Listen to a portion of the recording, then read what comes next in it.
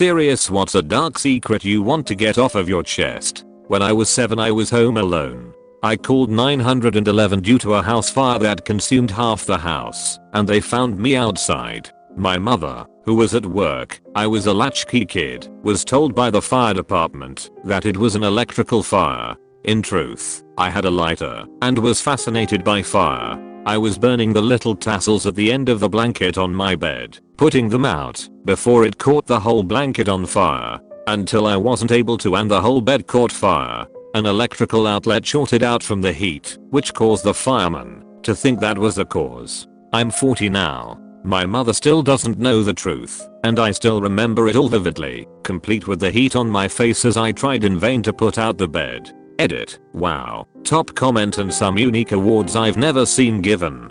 Gotta love a story about a little pyro, I guess. Lol.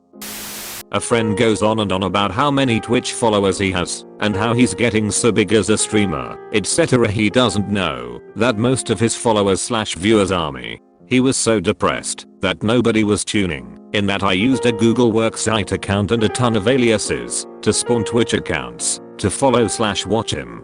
It's gotten out of control though, and he keeps trying to lord and over our friend group how many viewers/followers. Not sure how to proceed because he was pretty depressed before I created all the followers and worry he'll get depressed again if I slowly stop doing it.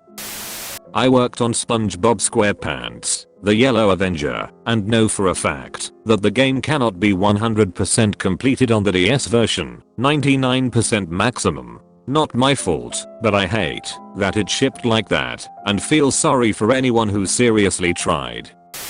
I spend most time in my bed on my phone. I hate it, and I don't think anyone knows. Reading this in bed on my phone. Also reading this in bed on my phone.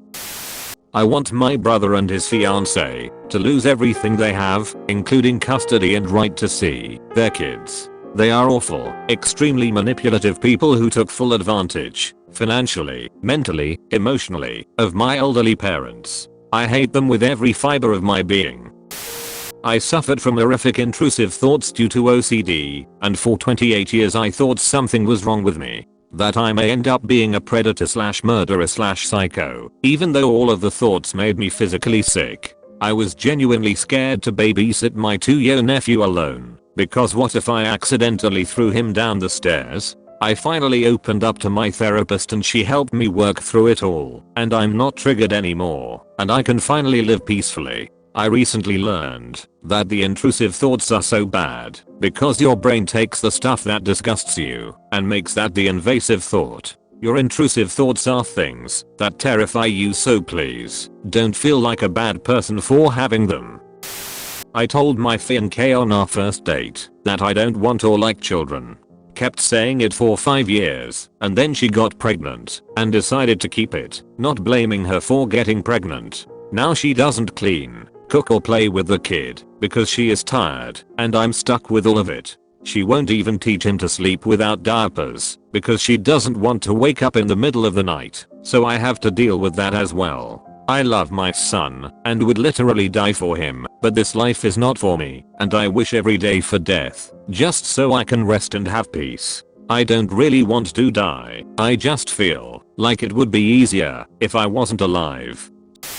Some days I want to build a cabin in the middle of nowhere and just vanish. Nobody ragging on me for my looks. Nobody complaining that the job they're underpaying me for isn't done as fast as they want. No more torturing myself with impossible dreams of a better life, with a wife and kids, and a dog and 2 cars in the garage. Just me, in the damned woods, alone.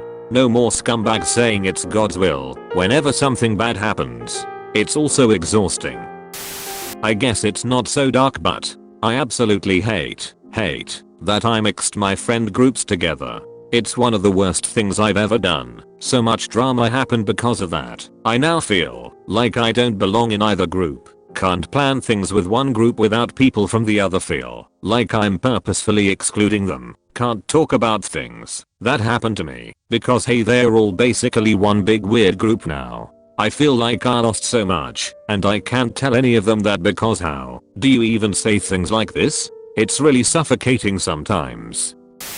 When I was 8, I walked in on my 13-year-old cousin strangling a small kitten with both hands. He just stood there with an unmoving expression while watching the life slowly flutter from its eyes. When he noticed me, he threatened to do the same to my mother if I didn't find him more animals to play with. So out of fear, I complied.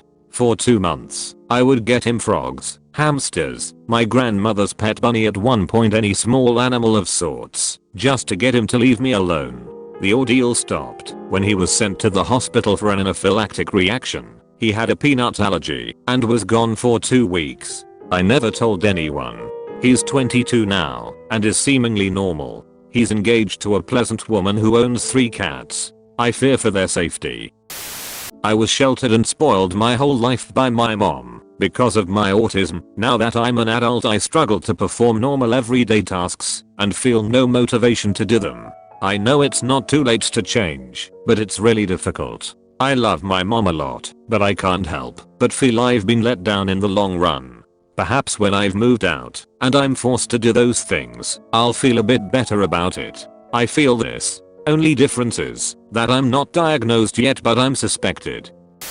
I have gotten more people than I can count fired from their media jobs in Canada due to their extensive previously buried abuse histories. Pretty proud of it, but cannot even be too vocal about it because I don't want to be sued, even though every single one of them is a giant abuser, and in some cases, some are con artists. Carry on, Midnight Soldier.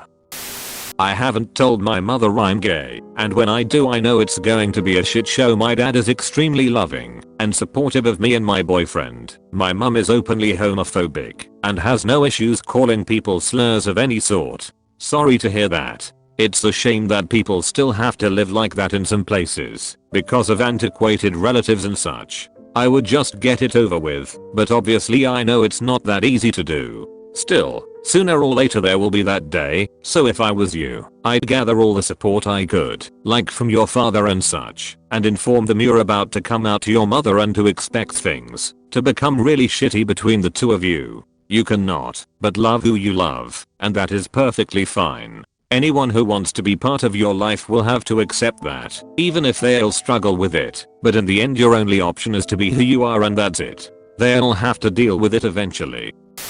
I prayed for my father to die, and he did 30 minutes later. I didn't know it was going to be his last day on earth, and I didn't want to watch him suffer anymore. I also was emotionally tired of caring for him, but I'm so glad I was with him for his last few months.